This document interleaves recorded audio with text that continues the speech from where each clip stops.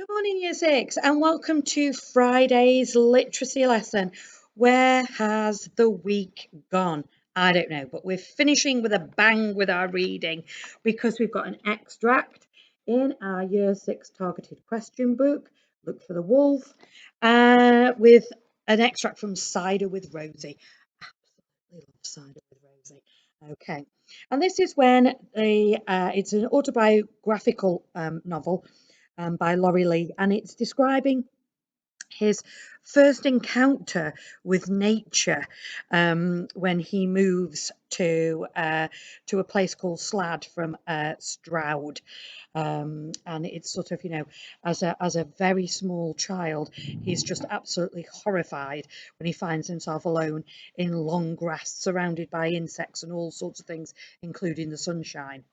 So have a little look at it. It's an older novel, okay.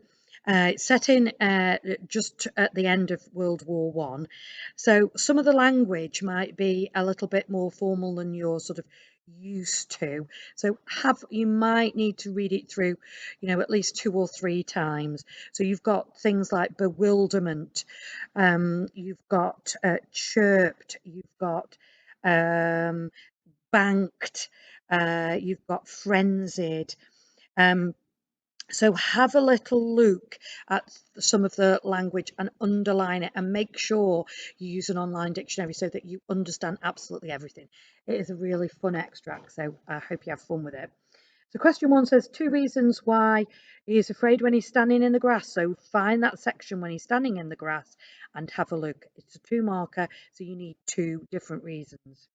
A metaphor, remember, it's when something is described as it is something else. Okay.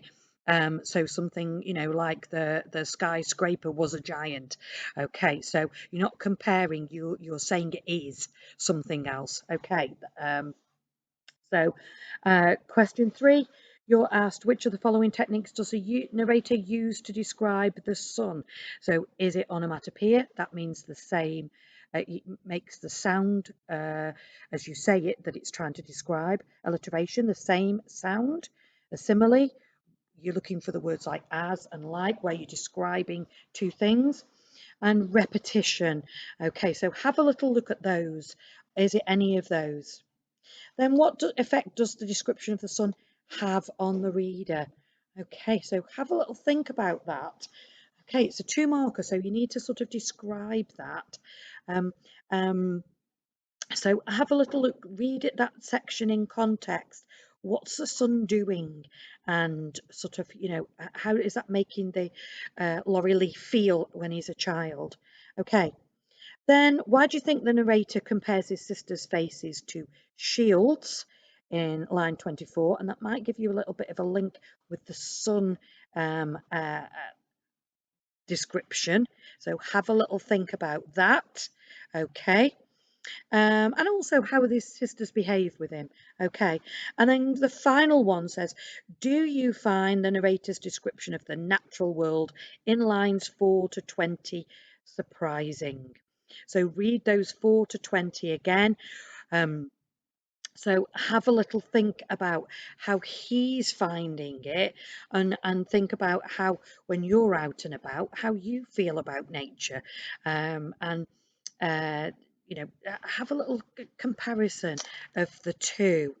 This is a person who's not experienced nature before, so might not have the same kind of viewpoint as you. So have a little look and think about, how you can describe it. Use an example from the text maybe to refer back to, and explain in a little bit more detail. All right, but have a little look at it. It is a really lovely extract, and there's some absolutely super descriptions of nature in there. It takes you, you can imagine the sun shining on these cold winter days. It makes you long for the summer, I think, by the time you finish the extract. So good luck with that one. Okay, and any issues, just email and I will get back to you. Okay, so that's that one. So on our word power work today, okay, word power, year 5 target question book. we're going to be having a little look at page 20 and 21. And we're thinking about sort of informal and formal language. And they call it a Roman register here. Okay. And the first thing that you need to do is you are given some words that are more formal, and you've got to think of an informal version. Okay. How would you say that if you were talking to your friends, in other words? And you might need to look some up on a thesaurus or, an online thesaurus if you get stuck, so that you can have a little look at words perhaps that you would use more than the words that you've been given. And then it's the other way around. You've been given some less formal words and you've got to give more formal examples, more formal synonyms. And then again, think about words you might use if you're talking to your family. And if you were going to meet the Queen, what might you say there? Okay. And then you've got two little short letters that you're going to do. One to your friend about a bad meal that you've had at a restaurant, and the other to perhaps the manager of the restaurant complaining about the meal that you've had. And decide which one would be most effective if you wanted to get perhaps a refund for your bad meal.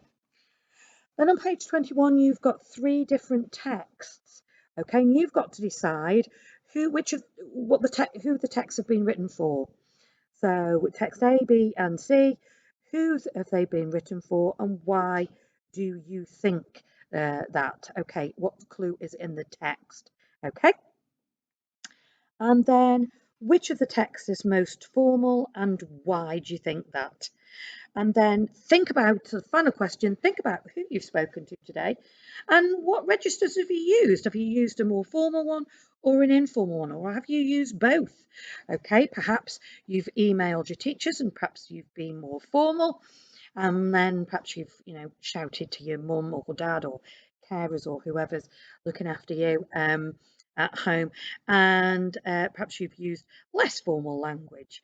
Okay, so good luck with those. Don't forget Edshed and your spelling, a page of that, and a spelling and your handwriting as well, a page of your handwriting. All right, and I hope you all have a lovely weekend, and I will see you on Monday. Bye, everybody. Bye bye.